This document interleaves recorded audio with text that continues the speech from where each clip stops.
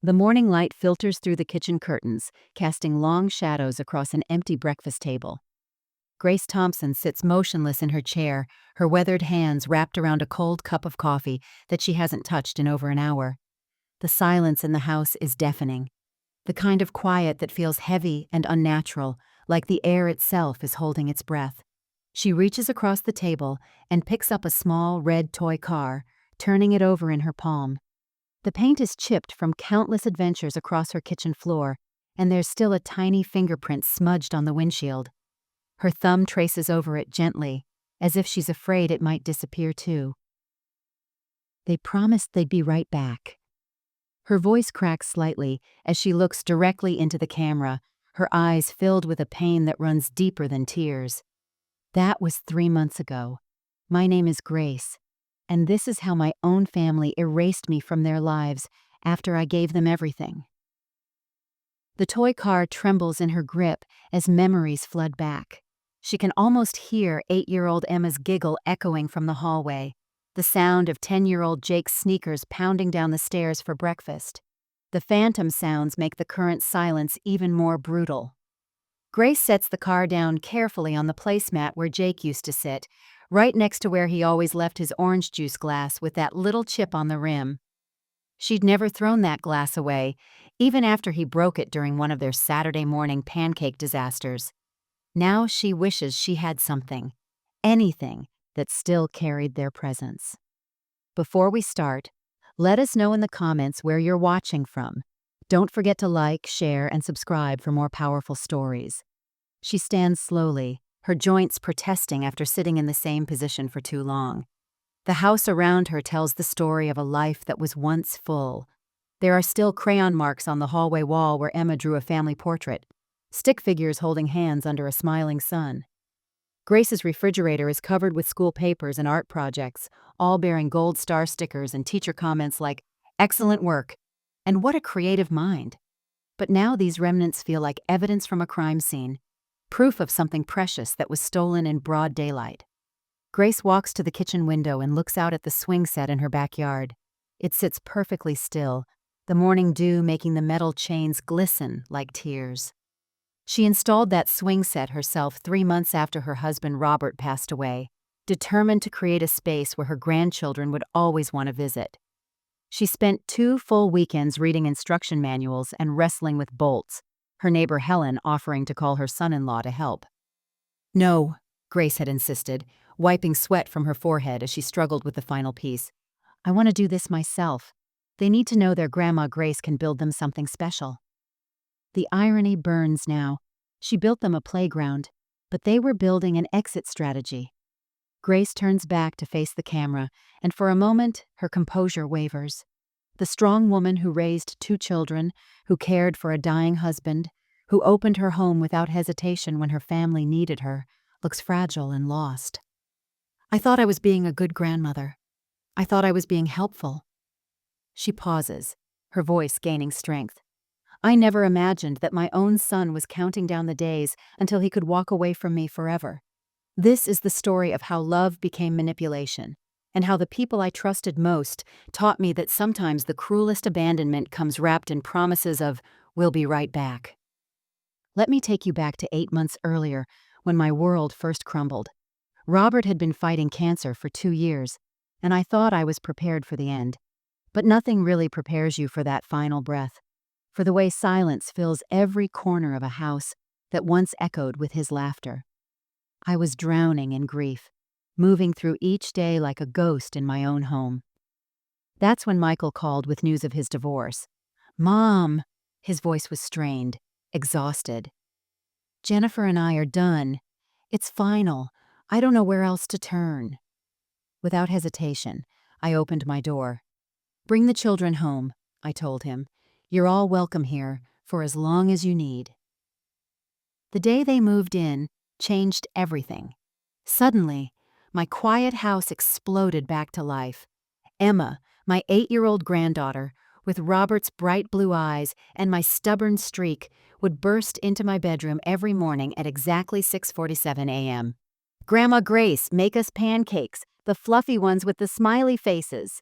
She'd bounce on my bed until I couldn't help but smile, even through the fog of my grief. Jake, my 10-year-old grandson, who inherited his grandfather's love of numbers, would already be stationed at the kitchen table, his math homework spread out like battle plans. "Grandma, I don't understand fractions," he'd say, pushing his glasses up his nose in that serious way that reminded me so much of Robert at that age. "Well then, let's make it simple," I'd tell him, pulling out measuring cups. "If this cup is one whole, then this smaller cup is one half. See? Fractions are just parts of something bigger." Those morning math lessons over chocolate chip pancakes became our ritual. Michael would stumble down later, grabbing coffee and rushing off to job interviews or meetings with lawyers about custody arrangements. He seemed genuinely grateful. "Mom, I don't know what I'd do without you," he'd say, kissing my cheek before heading out. "You're saving our lives." And for the first time since Robert's funeral, I felt like I had a purpose again. I was needed. I mattered. My days became beautifully structured around their needs. I'd wake up early to pack their school lunches. Emma loved peanut butter and strawberry jelly cut into heart shapes, while Jake preferred turkey and cheese with the crusts removed. I'd walk them to the bus stop, waving until the yellow school bus disappeared around the corner. The afternoons were filled with homework help, snack preparation, and stories about their day. Emma would act out everything that happened in dramatic detail, complete with voices for all her classmates. Jake would quietly work on his assignments, occasionally asking for help with a particularly challenging problem. Evenings meant homemade dinners around my dining room table, the same table where I'd served Robert thousands of meals over 34 years of marriage. Now it was alive again, with chatter about school projects, weekend plans, and Emma's elaborate theories about why vegetables were probably alien food. My Social Security check and Robert's life insurance policy easily covered our expenses. I wasn't wealthy, but I had enough to provide for my family without strain. I felt proud that I could offer them stability during such a chaotic time in their lives. After tucking the children into bed, Emma in my old sewing room that we'd transformed into a princess palace, and Jake in the guest room that became his superhero headquarters, I'd sit in Robert's chair and feel something I hadn't experienced since his death. Contentment. I wasn't just surviving anymore. I was living. I was Grandma Grace, the keeper of pancake recipes and math solutions, the safe harbor where my family could rebuild their lives. I thought this was my second chance at happiness. It was a Tuesday evening, 3 weeks after they'd settled in. I was in the kitchen washing dishes from dinner, listening to the familiar sounds of my family. Emma practicing piano in the living room, Jake asking Michael about his science project. The normalcy of it all made my heart full. That's when I heard Michael's voice drift from the hallway, low and irritated. He was on his phone with Sarah, and something in his tone made me pause, my hands still in the soapy water. "She's getting too attached to the kids, Sarah, always hovering around them like some helicopter grandmother. I can't even parent without her jumping in with suggestions every 5 minutes." My stomach dropped. The plate I was holding slipped from my hands and clinked against the bottom of the sink.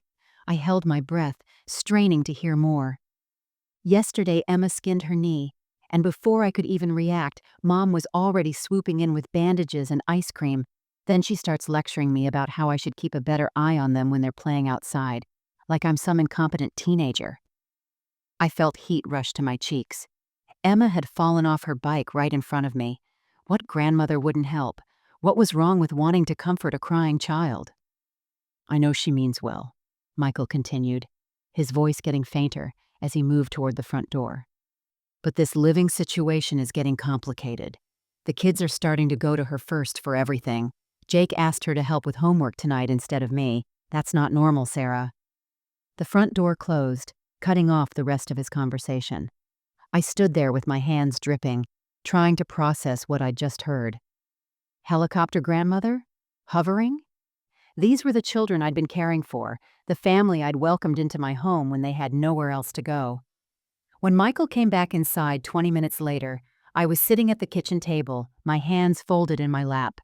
I'd rehearsed what I wanted to say, trying to keep my voice calm and non-confrontational. "Michael, I couldn't help but overhear part of your phone conversation. If I'm overstepping with the children, I'd like to talk about it." His face flushed slightly, but he quickly composed himself. "Mom, you're being paranoid. I was talking about Jennifer's mother and how she interferes with my parenting time during visitations. It had nothing to do with you." But his eyes didn't meet mine, and something in his voice felt rehearsed, like he'd prepared this explanation while pacing on my front porch. Over the next few days, I started noticing small changes that made my chest tighten with unease. Michael began closing the door to his room when he made phone calls, something he'd never done before. When Emma asked me to help her practice reading, I heard Michael call from the other room. "Emma, remember what we talked about. Ask Daddy first before asking Grandma for help with anything." When I questioned him about this new rule, he sighed like I was being difficult. "Mom, I'm just trying to establish some boundaries so the kids don't get confused about who's in charge here. I'm their father. I need them to come to me first." "But Michael, I'm not trying to replace you. I'm just trying to help." "I know, Mom, but sometimes help can become enabling. I don't want the kids to become too dependent on you because this arrangement isn't permanent." That last sentence hit like a physical blow. Not permanent. After 3 weeks of feeling like we were building something beautiful together, he was already planning their exit. I pushed down my growing unease, telling myself that Michael was just adjusting to single parenthood, that he needed to feel in control of something during this chaotic time in his life. Surely this was just a phase. The first crack in my perfect world appeared on a Tuesday evening, 3 weeks after they'd moved in. I was folding laundry in the hallway when I heard Michael's voice drifting from the kitchen. He was on the phone, and something about his tone made me pause. "Sarah, I'm telling you, she's getting too attached to the kids, always hovering, always jumping in with suggestions when I'm trying to parent." His voice carried that edge of frustration I remembered from his teenage years. "I can't even discipline Emma without Mom giving me looks like I'm doing something wrong." My stomach dropped. The towel in my hands suddenly felt heavy as lead. I stood frozen in the hallway, hardly breathing, as my son continued. "Yesterday, Jake asked me for help with his homework, and before I could even look at it, she was already pulling out her little measuring cups for another one of her fraction lessons. I'm his father, not her. She acts like I'm incompetent." I backed away quietly, my heart hammering against my ribs. Sarah's response was muffled, but I caught Michael's bitter laugh. "Yeah, well, maybe I should have thought twice before moving back home, but what choice did I have? Jennifer cleaned me out in the divorce." That night at dinner, I couldn't stop analyzing every interaction. When Emma spilled her milk and I automatically reached for paper towels, I caught Michael's sharp look. When Jake struggled with cutting his chicken and I started to help, Michael's voice cut through the moment. "Jake, you're 10 years old. Figure it out yourself." Jake's face flushed red as he wrestled with his knife, small hands shaking slightly. I wanted to help him so badly my fingers twitched, but Michael's stare kept me frozen in my seat. The next morning I couldn't help myself. As Michael poured his coffee, I approached him carefully. "Michael, honey, I think I might have overheard part of your conversation with Sarah last night. I just want you to know that if I'm overstepping—" He whirled around so fast, coffee sloshed onto the counter. "Mom, you were eavesdropping on my private conversation?" "No, I was just folding laundry and I was talking about Jennifer's mother, okay? She's been calling constantly, trying to interfere with my custody arrangement. You're being paranoid." His explanation came too quickly, too smoothly, but I wanted to believe him. I needed to believe him. Over the following days, I noticed subtle changes that made my skin crawl. Michael started closing doors when he made phone calls. The kitchen door, the living room door, even his bedroom door, which had always stayed open so the kids could find him easily. He began instituting new rules that felt like invisible barriers. "Kids, from now on, ask me first before you ask Grandma for anything, okay? I need to know what's going on." Emma looked confused. "But what if you're not here and I need help with my backpack?" "Then wait until I get back." When I questioned this later, Michael's response was measured, reasonable. "Mom, I'm just trying to establish some boundaries here. The kids need to understand who's in charge, you know. They're getting confused about the hierarchy." Hierarchy? The words stung. We weren't a military unit. We were a family. I don't want to undermine you, Michael. I'm just trying to help. I know you are. He softened his tone, even managed to smile. I'm still adjusting to being a single father. Just give me some space to figure this out, okay? I nodded, pushing down the growing unease in my chest. He was right. This was an adjustment period. I was probably being too sensitive, too eager to help. Michael needed time to find his footing as a single parent. But late that night, as I lay in bed listening to the house settle around me, I couldn't shake the feeling that something fundamental had shifted. The warmth was cooling. The gratitude was curdling into something else entirely. The parent-teacher conference was on a Thursday afternoon in October. I had been looking forward to it for weeks. Every night for the past month, I'd sat with Emma at the kitchen table, helping her with reading comprehension and spelling words. I knew exactly which areas she was struggling with and which subjects made her eyes light up with excitement. When Mrs. Patterson, Emma's second-grade teacher, had sent the conference reminder home, I naturally assumed I'd be included. After all, I was the one helping with homework every day, the one who knew that Emma still mixed up her B's and D's, the one who had discovered she was actually quite gifted at creative writing when given the right encouragement. I'll pick you up at 2:30, Michael told me that morning, his tone neutral. The conference is at 3 o'clock. I spent extra time getting ready, wanting to look presentable for Emma's teacher.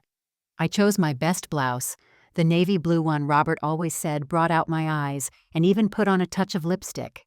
I felt proud, excited to share insights about Emma's progress and to hear how she was doing in the classroom. The elementary school hallway buzzed with other grandparents, parents, and caregivers, heading to their scheduled conferences. I recognized several faces from school pickup days and waved to Mrs. Chen, whose grandson was in Emma's class. Mrs. Patterson's classroom was bright and cheerful, with student artwork covering every available wall space. I spotted Emma's drawing of our family immediately, stick figures holding hands in front of a house with a rainbow overhead. The sight made my heart swell with pride. "Mrs. Thompson!" Mrs. Patterson greeted me warmly as we entered. "It's so wonderful to finally meet Emma's grandmother. She talks about you constantly. Grandma Grace helped me with my spelling. Grandma Grace reads the best bedtime stories. Grandma Grace makes pancakes with smiley faces." I felt my cheeks warm with pleasure. Emma is such a joy. I've been working with her on— "Actually, Mrs. Patterson," Michael interrupted, his voice cutting through my words like a blade. "My mother won't be staying for the conference. She's just the babysitter. This meeting is between you and me as Emma's father." The words hit me like a physical slap. Babysitter. The blood drained from my face as Mrs. Patterson's expression shifted from warm welcome to confused embarrassment. Around us, other families continued their conversations, but I felt like every eye in the hallway was suddenly on me. "Oh," Mrs. Patterson stammered, clearly uncomfortable. "I'm sorry, I just assumed. Emma always refers to you as Grandma Grace, so I thought—" "Common mistake," Michael said smoothly, his hand touching my elbow in what appeared to be a gentle gesture, but felt like a dismissal. "Mom, thanks for the ride. I'll call you when I'm ready to be picked up." The dismissal was so casual, so matter-of-fact, that it somehow made the humiliation worse, as if my presence had been nothing more than convenient transportation. I stood frozen for a moment, watching other grandparents settle into tiny plastic chairs beside their adult children, notebooks and questions ready. Mrs. Chen caught my eye and gave me a puzzled look, clearly wondering why I was leaving. "Of course," I managed to whisper, my voice barely audible. I'll wait in the car." The walk back down that hallway felt like the longest journey of my life. Each step echoed in my ears, and I kept my eyes fixed straight ahead, terrified that if I looked at anyone, they'd see the shame burning in my cheeks. I sat in my car for 45 minutes, hands gripping the steering wheel, replaying the moment over and over. Babysitter. Just the babysitter. The breaking point came on a gray November morning, 2 weeks after the parent-teacher conference humiliation. I was still reeling from that public dismissal, but I'd convinced myself to let it go. Family harmony was more important than my wounded pride, or so I kept telling myself. I had gone to my bedroom to retrieve a sweater from my dresser when I heard papers rustling in the living room. Something about the sound made me pause. It wasn't the casual flipping through a magazine or newspaper. It was methodical, deliberate. When I quietly made my way back toward the living room, I found Michael hunched over my desk, going through my financial documents with the focused intensity of an accountant preparing taxes. Bank statements were spread across the surface in neat piles. My investment portfolio summary was open beside Robert's insurance paperwork. Michael had a yellow legal pad where he was writing down numbers, creating what looked like a detailed inventory of my assets. "Michael," my voice came out sharper than I intended. "What are you doing?" He didn't startle or jump. He didn't even look embarrassed. Instead, he glanced up with the casual air of someone who'd been caught reading the newspaper. "Oh, hey, Mom. I was just trying to get a handle on our living situation here." He gestured to the papers as if this violation of my privacy was perfectly reasonable. "I need to understand what resources are available to us." "Those are my private financial documents, Michael. You have no right to go through them." He straightened up slowly, his expression shifting to something I'd never seen before. A cold calculation that made my stomach clench. "Mom, let's be realistic here. The kids and I can't keep living here indefinitely without a long-term plan. I need to know what we're working with financially so I can make informed decisions about our future." "Our future?" The words felt foreign in my mouth. "This is my home, Michael. Those are my private papers. My finances are none of your business. And we're your family." His voice carried an edge now, the mask of gratitude finally slipping. "Family shares responsibilities, Mom. Family doesn't keep secrets about money when everyone's living under the same roof." I stared at this stranger wearing my son's face. The Michael I'd raised would never have violated my privacy so boldly. The Michael I'd opened my home to would never have spoken to me with such cold entitlement. That evening, the children were in bed when I overheard him on another phone call with Sarah. This time, he wasn't even trying to hide his conversation. "She's becoming a real problem, Sarah. Always questioning my decisions about the kids, getting in the way of my parenting, acting like she has some kind of authority here. The kids are getting too dependent on her, and it's not healthy." I stood in the hallway, my heart pounding as the words washed over me. "We need an exit strategy. I can't have Emma and Jake thinking she's some kind of co-parent. I'm their father, and I need to establish clear boundaries. But the timing has to be right. I need to make sure I understand all the financial implications before we make any moves." Financial implications. Exit strategy. The words hit me like ice water. I wasn't family to him anymore. I wasn't the loving grandmother who'd welcomed them with open arms. I was a problem to be managed, a resource to be calculated, an obstacle to be removed once he'd figured out how to extract maximum benefit from the situation. The next morning, I made my decision. I found Michael in the kitchen, drinking the coffee I'd made for him out of habit. "Michael, I think it's time for you and the children to find other living arrangements. I'd like you to start looking for a place within the next 2 weeks." He looked genuinely surprised, as if he hadn't seen this coming. The silence hit me like a physical weight the moment their car pulled out of my driveway. For 2 months, my house had been filled with the beautiful chaos of family life.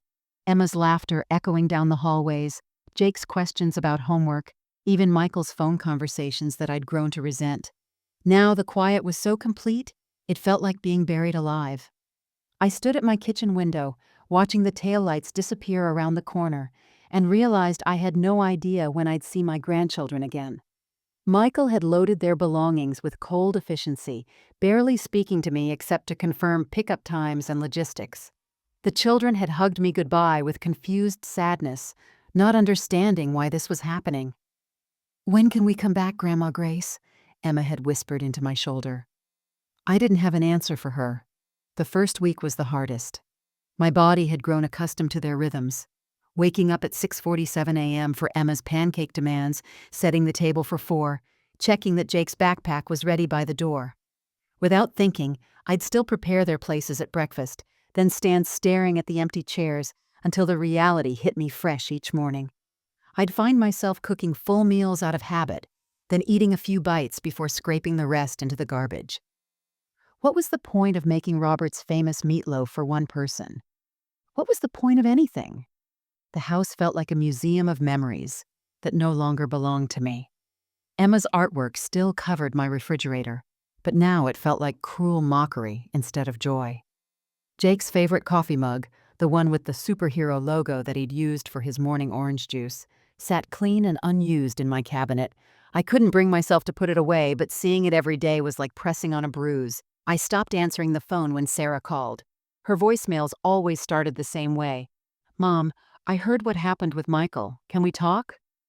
But I wasn't ready to hear explanations or justifications. I wasn't ready to be told that this was somehow for the best, that Michael was just trying to establish independence, that I should understand his position. My garden, which had been my sanctuary since Robert's death, became another source of guilt. The fall vegetables I'd planted with such hope were rotting on the vine. The flower beds were choked with weeds. I'd sit on my back porch and stare at the swing set I'd installed for Emma and Jake, its empty swings moving slightly in the breeze like ghost children playing games I could no longer see. Sleep became my only escape, but even that was fitful. I'd dream of pancake breakfasts and homework sessions, then wake up to crushing disappointment. Some mornings, I'd lie in bed until noon, not because I was tired, but because I couldn't face another day of such profound emptiness. The bills piled up on my kitchen counter, unopened. I had enough money. That wasn't the problem. I just couldn't summon the energy to care about electric bills or credit card statements. Everything felt pointless. I was 62 years old, a widow, and apparently a grandmother whose love had been reduced to temporary convenience.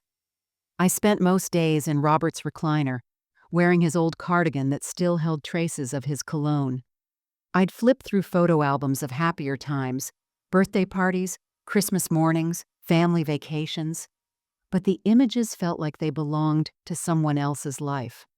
The woman in those pictures had a husband who adored her, children who respected her, grandchildren who ran to her with scraped knees and homework questions.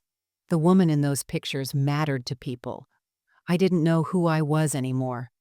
3 weeks into my solitary existence, I forced myself to clean out Robert's desk. I'd been avoiding it since his death, but the bills piling up and my general state of numbness made me realize I needed to find important documents, Social Security papers, insurance policies, anything that might need attention. The mahogany desk had been Robert's sanctuary, where he'd paid bills and managed our finances for 34 years. Opening those drawers felt like disturbing a sacred space, but I needed to feel useful again, even if it was just organizing paperwork. The top drawer held the usual suspects: pens, paper clips, old reading glasses. The second drawer contained files neatly labeled in Robert's careful handwriting: insurance, taxes 2023, medical records. But it was the bottom drawer that stopped me cold. There, wedged between a folder of warranty information and our marriage certificate, was a sealed white envelope that made my hands shake. In Robert's distinctive script, it read, "For Grace, open, if Michael ever asks for money." I stared at that envelope for a full minute, my heart pounding. Michael hadn't asked me for money, but he'd certainly been inventorying my assets like he was planning to. With trembling fingers, I tore open the seal. Inside were 2 items: a handwritten letter from Robert and a manila folder filled with official-looking documents. I opened the letter first, and Robert's voice seemed to speak directly from the page.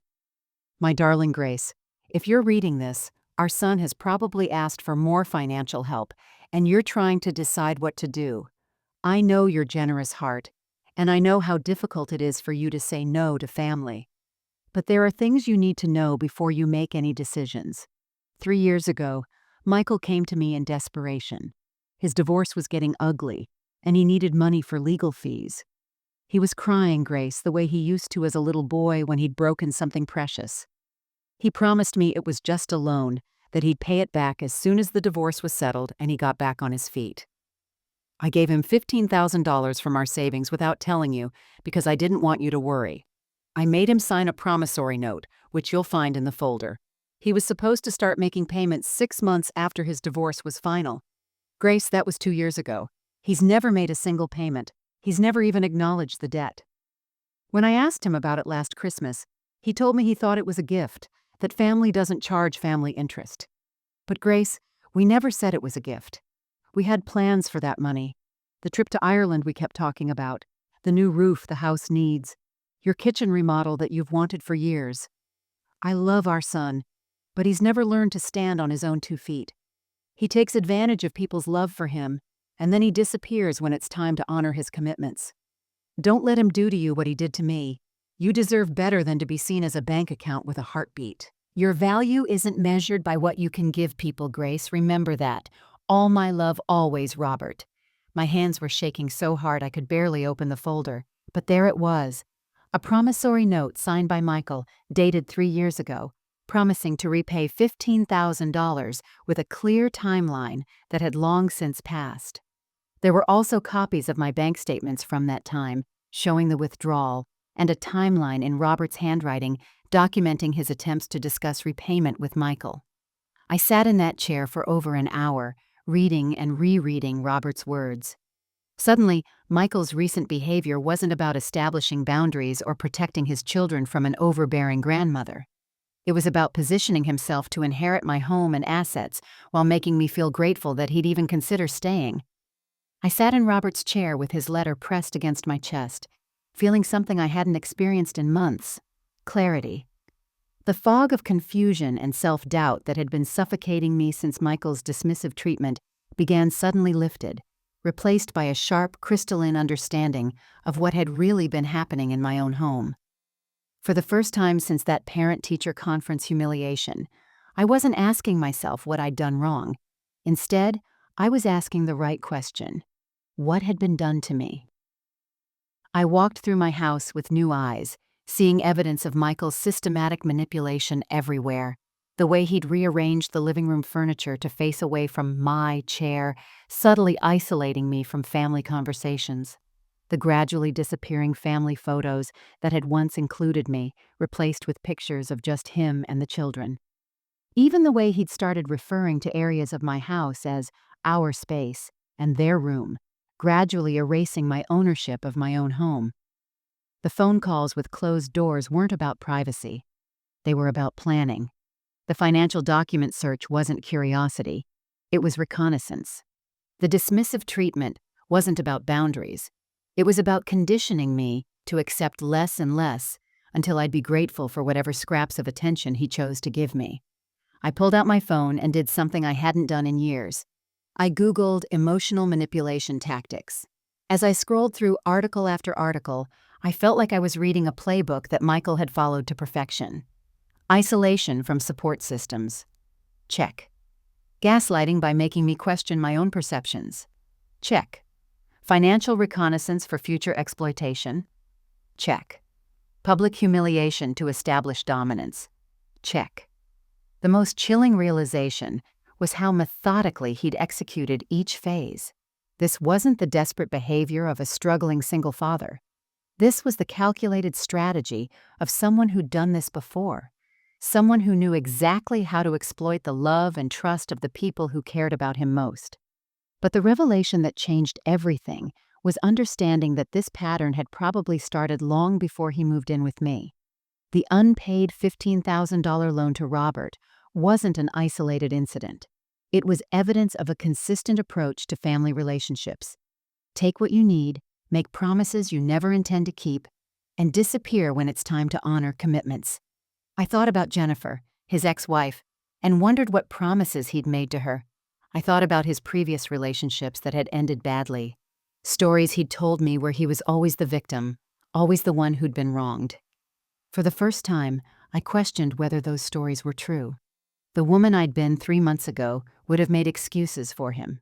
She would have convinced herself that he was just struggling, that he needed patience and understanding, that family meant forgiving and forgetting. That woman had been trained by decades of putting everyone else's needs before her own, believing that love meant accepting whatever treatment people chose to give her. But that woman had been operating with incomplete information. She'd been making decisions based on lies and manipulation, not truth. I was 62 years old, and I was finally understanding the difference between being loved and being used, between being valued and being convenient, between being family and being a resource to be managed until no longer useful. The grief I'd been carrying wasn't just about losing my grandchildren or being abandoned by my son. It was about mourning the version of myself who had been so desperate to be needed that she'd allowed herself to become invisible. That woman was gone. She'd served her purpose by teaching me what I would never accept again. For the first time in months, I felt something stronger than sadness. I felt angry. And anger, I was beginning to realize, could be a very useful emotion when channeled properly. My awakening didn't lead to dramatic confrontations or angry phone calls. Instead, it led to something far more powerful: quiet, methodical action. For the first time in months, I had a clear mission, and I approached it with the same careful attention I'd once given to planning family dinners and organizing birthday parties. The first call I made was to James Morrison, Robert's attorney. We'd met several times during Robert's illness, and he'd handled our wills and estate planning. I made an appointment for the following Thursday, telling his secretary only that I needed to review and update some documents. "Mrs. Thompson," James greeted me warmly when I arrived at his office. "How are you holding up? I know this past year has been incredibly difficult." "I'm doing better than I expected, James. But I need to make some changes to my will, and I need your advice on a few legal matters." I showed him Robert's letter and the promissory note documentation. James read through everything carefully, his expression growing more serious with each page. "Grace, this is a substantial unpaid debt. You have several options here, including pursuing legal collection. But first, tell me what changes you want to make to your estate planning." "I want to add specific language about financial responsibility and earned inheritance.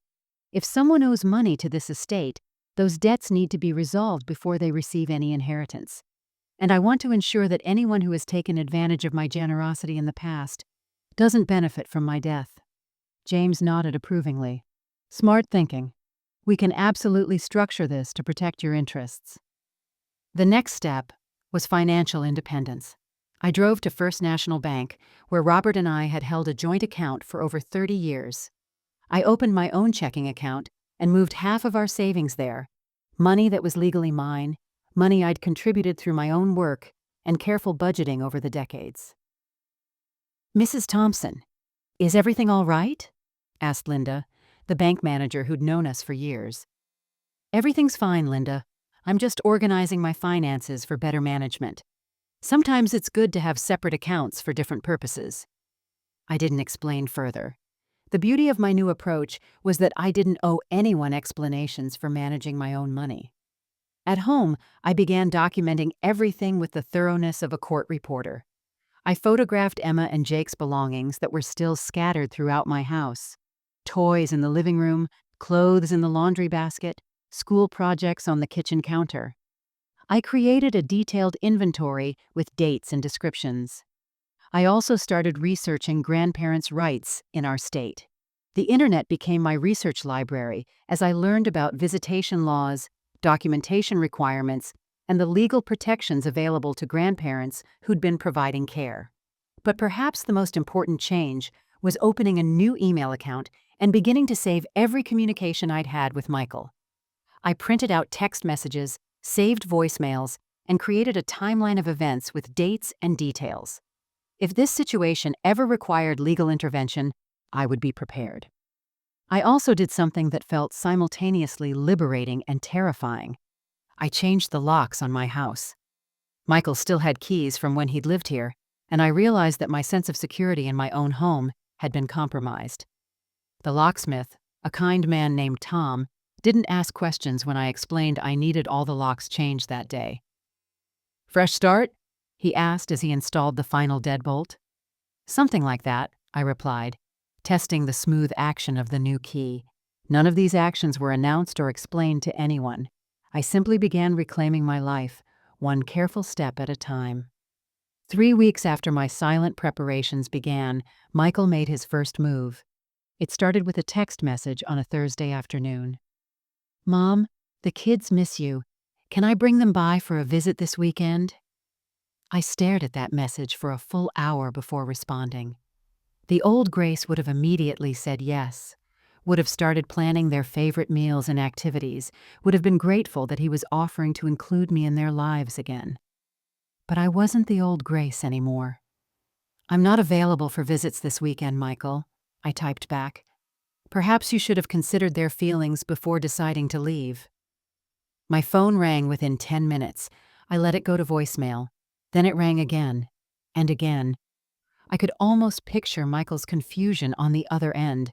This wasn't how our script usually played out. When I finally listened to his voicemail, his tone was carefully controlled, but I could hear the underlying frustration. "Mom, I don't understand why you're being difficult. The kids are asking about you, and I thought it would be good for everyone if we could work something out. Call me back." I didn't call back. The next attempt came through Sarah. She called on Tuesday evening, and this time I did answer, curious to see what story Michael had fed her. "Mom, what's going on? Michael says you won't let him bring Emma and Jake over for visits. That doesn't sound like you." "Sarah, that's an interesting way to phrase it. Did Michael explain why I might not be available for babysitting anymore?" There was a pause. "Babysitting? Mom, they're your grandchildren, not random kids you watch for money." "I agree completely. You should ask your brother about that distinction. Specifically, ask him what he told Mrs. Patterson at Emma's parent-teacher conference." Another pause, longer this time. "What happened at the conference, Mom?" "Ask Michael. Ask him to explain exactly what he said about my role in the children's lives.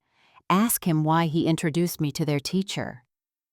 I could hear Sarah's confusion deepening. "Mom, you're being really cryptic. Can't you just tell me what happened?" "Sarah, for months I've been the one explaining, justifying, and making excuses. I'm done with that role. If Michael wants a relationship with me, he can start by being honest with his sister about how he's treated me." After I hung up, I realized something profound had shifted. For the first time in my relationship with my adult children, I wasn't chasing after them, trying to fix things, desperately attempting to maintain peace at any cost. I wasn't explaining myself or defending my actions. I was simply stating my position and allowing them to deal with the consequences of their choices. The power dynamic had fundamentally changed, and I could feel Michael struggling to adapt. He was used to me being grateful for whatever attention he chose to give me. He expected me to jump at the chance to see the children, regardless of how he'd treated me. He assumed I'd be so desperate for reconciliation that I'd accept any terms he offered. But desperation had been replaced by self-respect. And self-respect, I was learning, was not interested in negotiating with people who had already shown they didn't value what I had to offer. When Michael called again on Friday night, I answered on the fourth ring. "Mom, I don't understand what's happening here. I'm trying to let you see Emma and Jake, and you're acting like I've done something wrong." "Michael," I said calmly, "I'm not acting like anything. I'm simply not available for visits right now. If that's confusing to you, perhaps you should spend some time thinking about why." The silence on the other end was telling. He'd expected explanations, arguments, or emotional pleading. He hadn't expected calm refusal without justification. "This isn't like you, Mom." "You're absolutely right. It isn't." The showdown came on a cold December morning, exactly 2 months after they'd moved out. I was in my kitchen, enjoying my coffee and the newspaper, a quiet Saturday routine I'd grown to treasure, when I heard a car door slam in my driveway. Through the window, I saw Michael's sedan, and in the back seat, 2 small faces pressed against the glass. Emma and Jake. My heart lurched with joy and pain at the same time. They looked older somehow, and Emma was wearing a winter coat I didn't recognize. I'd missed 2 months of their growth, their stories, their daily changes, but I forced myself to remain seated, to finish my coffee, to breathe deeply before responding to this obvious manipulation. The doorbell rang 3 times in quick succession.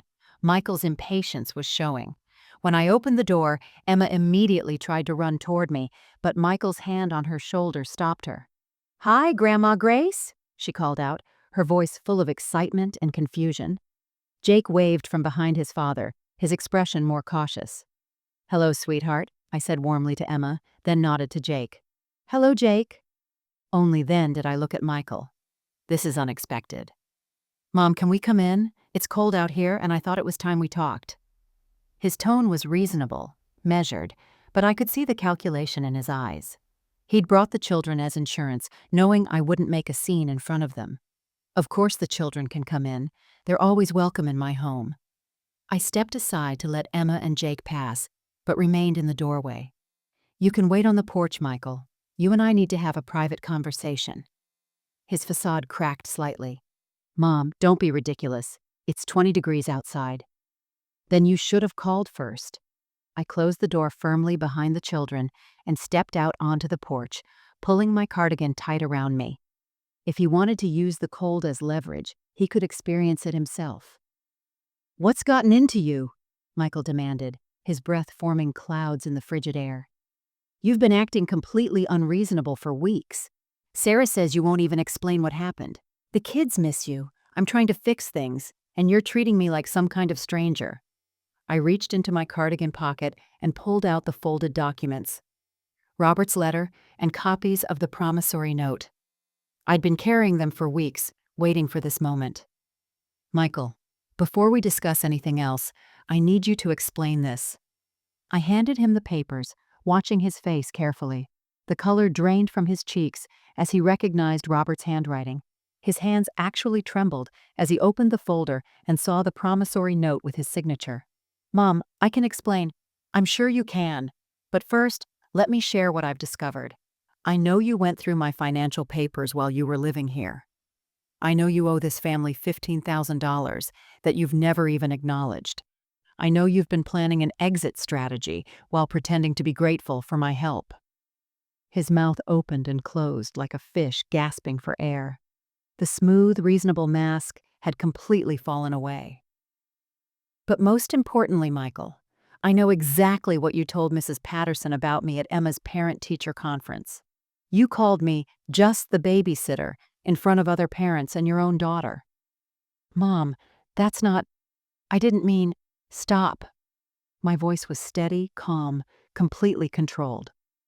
"I'm done listening to explanations that never include apologies or changed behavior. I'm done being treated like hired help in my own home. I'm done being manipulated by someone I raised to have better character than this." I pulled out a sealed envelope from my other pocket. "You have 30 days to remove Emma and Jake's belongings from my house. After that, everything will be donated to charity. This letter explains my decision and the timeline." His face flushed red with anger and embarrassment. "You can't be serious." "I've never been more serious about anything in my life." 2 weeks after my confrontation with Michael, I received a phone call that revealed just how deep his deception ran. The caller ID showed a number I didn't recognize, but something prompted me to answer. "Mrs. Thompson, this is Jennifer Walsh. Well, Jennifer Morrison now. I was married to your son, Michael." My heart skipped. In all the months Michael had lived with me, he'd painted Jennifer as the villain of their divorce story. The unreasonable ex-wife who was making his life difficult, demanding too much child support, being vindictive about custody arrangements. "Hello, Jennifer. Is everything all right with Emma and Jake?" "The children are fine, Mrs. Thompson, but I'm calling because I heard through Jake that Michael was staying with you for a while, and I thought you should know something important. My attorney is about to garnish Michael's wages for back child support. He owes me over $8,000. The room seemed to tilt around me. $8,000? "Mrs. Thompson, I don't think you understand what's been happening. Michael hasn't paid child support in 6 months. He keeps promising the payments are coming, that he's just waiting for his job situation to stabilize. But meanwhile, Emma needed new school clothes and Jake needed glasses, and I've been covering everything myself." I sank into my kitchen chair, the implications washing over me like ice water. "Jennifer, can I ask you something? Where has Michael been telling you he's been living?" "He said he was staying with a friend while he got back on his feet. He definitely never mentioned living with his mother. Mrs. Thompson, are you telling me he was living with you this whole time?"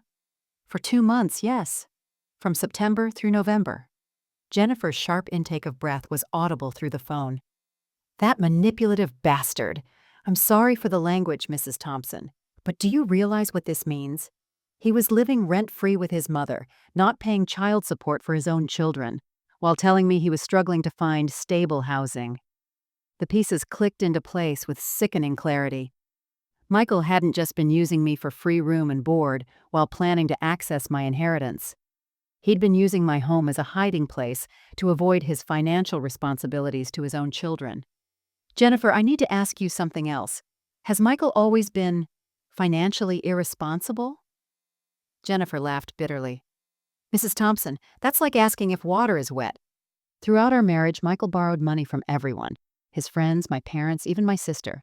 He'd always have some story about why he needed it, and he'd promise to pay it back. But somehow there was always another crisis that prevented repayment. Did he ever pay anyone back? Not once. Not in the 10 years I knew him. He's got this gift for making people feel sorry for him, for convincing them that if they just help him this one time, everything will be different. But it never is. I thought about Robert's hidden letter, about the $15,000 that was never repaid, about Michael's systematic search through my financial documents. This wasn't desperation or poor judgment. This was a pattern of deliberate financial exploitation. Jennifer, I have some information I think you need. Would you be willing to meet for coffee? Absolutely. Mrs. Thompson, I think there's a lot we need to discuss. When I hung up the phone, I felt a strange mix of vindication and sadness. Vindicated because Jennifer's story confirmed everything I'd suspected about Michael's character. Sad because it meant my son had become someone I didn't recognize. Someone who would hide from his responsibilities to his own children while living in his mother's house. But there was something else I felt. Determination. If Michael thought he could use my home as a base for avoiding his obligations to Emma and Jake, he was about to learn how wrong he was. I picked up my phone and dialed Jennifer back. Jennifer, this is Grace again. I think my attorney needs to meet with your attorney. We might be able to help each other ensure Michael faces the consequences of his choices. 6 months had passed since my confrontation with Michael, and I'd learned to love the quiet rhythm of my independent life. My coffee tasted better when I wasn't walking on eggshells. My garden had never been more beautiful, and I'd started volunteering at the local literacy center, helping children who actually appreciated my guidance. For the first time in my adult life, I was living entirely for myself. That's when Sarah appeared on my doorstep on a warm Saturday afternoon in June. I saw her through the peephole, shifting nervously from foot to foot, holding what looked like a bouquet of flowers from my own garden. Her hair was shorter than I remembered, and she looked tired in a way that went deeper than physical exhaustion. "Hi, Mom." Her voice was small when I opened the door, like a child who knows she's in trouble but isn't sure why. "Hello, Sarah. This is unexpected. Can I come in? I brought you some flowers, but I realize now they're probably from your own garden." She gave a weak laugh that didn't quite reach her eyes. I stepped aside to let her enter. "Coffee?" "Please." We sat at my kitchen table, the same table where Michael had dismissed my concerns, where I'd discovered Robert's letter, where I'd made the decision to reclaim my life. Sarah wrapped her hands around her mug like she was trying to absorb its warmth. "Mom, I owe you an enormous apology. I talked to Jennifer.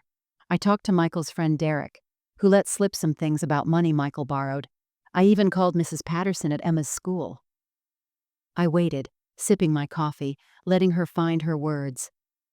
"Michael told us you'd become bitter and unreasonable after Dad died.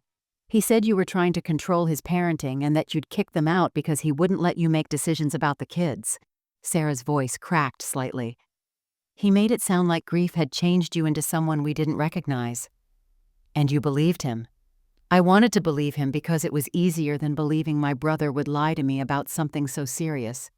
It was easier than admitting I'd failed to support you when you needed me most. Sarah reached across the table, hesitating before placing her hand near mine. "Jennifer told me what really happened at the parent-teacher conference. She told me about the child support he wasn't paying while living in your house. Mom, I'm so sorry. I'm sorry I didn't call when you needed me. I'm sorry I believed his version without talking to you. I'm sorry you've been dealing with all of this alone. I looked at my daughter, really looked at her. The exhaustion in her eyes wasn't just from the emotional weight of our family situation. She looked like someone who'd been questioning everything she thought she knew. Sarah, I appreciate you coming here and I appreciate the apology. But I need you to understand something. I won't be taken advantage of again by anyone, including you. Her face flushed. Mom, I would never. Wouldn't you? When was the last time you called me just to talk? When was the last time you visited without needing something? When was the last time you treated me like a person you actually wanted to spend time with, not just an obligation? Sarah's composure finally cracked, and tears started flowing. You're right. I've been a terrible daughter. Even before all this happened with Michael, I only called when I needed babysitting or had some crisis. I took you for granted because you were always there, always willing to help, never complaining. I'm not trying to hurt you, Sarah. I'm trying to have an honest conversation about our relationship. If we're going to rebuild something, it needs to be based on mutual respect, not just family obligation. What can I do to earn your trust back? I set down my coffee cup and met her eyes directly. You can start by understanding that I'm not the same woman I was 6 months ago. I don't need to be needed anymore. I don't need to be everyone's solution to their problems. If you want a relationship with me, it needs to be because you value who I am, not what I can do for you. It's been a year now since that cold December confrontation on my front porch, and as I sit in my garden on this warm summer evening, I barely recognize the woman I used to be. The setting sun casts long shadows across the vegetable beds I've carefully tended, and the swing set, once a painful reminder of abandonment, has become something different. I donated it to the community center last month, where children who appreciate kindness can actually use it. My hands are dirty from transplanting the new rose bushes I bought yesterday. Mr. Lincoln roses, deep red and resilient. The symbolism wasn't lost on me when I chose them. Beauty that stands strong, flowers that bloom boldly without apology. At 63, I'm finally learning to bloom the same way. The Literacy Center has become my second home. Every Tuesday and Thursday, I work with children who light up when I walk into the room, who actually listen when I read stories, who hug me goodbye and ask when I'm coming back. These children remind me what genuine appreciation looks like: spontaneous, joyful, uncomplicated by manipulation or ulterior motives. My phone sits on the patio table beside me, and I notice a missed call from an unknown number. When I check the voicemail, I hear a familiar voice that makes my heart skip, but not with the desperate longing it once would have triggered. Grandma Grace? It's Emma. I got my own phone for my birthday. I'm 11 now, and Daddy said I could call you if I wanted to. I miss you so much. I miss our pancakes and the way you helped me with reading. Daddy won't tell me why we can't visit you anymore, but I wanted you to know I think about you every day. I listened to her sweet voice, older now, more articulate, but still carrying that spark of joy that made her so special. The old Grace would have immediately called back, would have arranged a meeting, would have moved heaven and earth to see her granddaughter again. But I've learned the difference between love and desperation, between healthy connection and toxic obligation. Instead, I called Jennifer first. We've maintained a friendship over these months, built on mutual respect and shared experience with Michael's manipulation. She answers on the second ring. Grace, I was hoping you'd call. Emma mentioned she left you a voicemail. She did. Jennifer, I want to see her and Jake, but I need to know this isn't another one of Michael's schemes. It's not. Emma saved her allowance for 3 months to buy a prepaid phone specifically so she could call you. Michael doesn't even know she has it. She's been asking about you constantly, and I finally told her she could reach out if she wanted to. We arranged for Emma and Jake to visit next Saturday, with Jennifer supervising the pickup and drop-off. Clear boundaries, honest communication, respect for everyone involved. It's how healthy families operate. As twilight settles over my garden, I reflect on the journey that brought me here. I spent my whole life giving pieces of myself away, thinking that's what love required. I believed that being needed was the same as being valued, that sacrifice automatically earned respect, that family loyalty meant accepting whatever treatment people chose to give me. But real love doesn't demand you disappear. Real love doesn't require you to accept disrespect or manipulation. Real love doesn't ask you to be grateful for scraps when you deserve a feast. I'm 63 years old, and I'm finally learning that taking care of myself isn't selfish, it's necessary. Some people will only value you when you stop giving them everything they want. And sometimes, the greatest gift you can give yourself is the permission to say, I deserve better than this. The woman in my garden tonight knows her worth. She's learned the power of boundaries, the strength found in solitude, and the peace that comes from refusing to accept less than she deserves. And for the first time in my life, that's enough.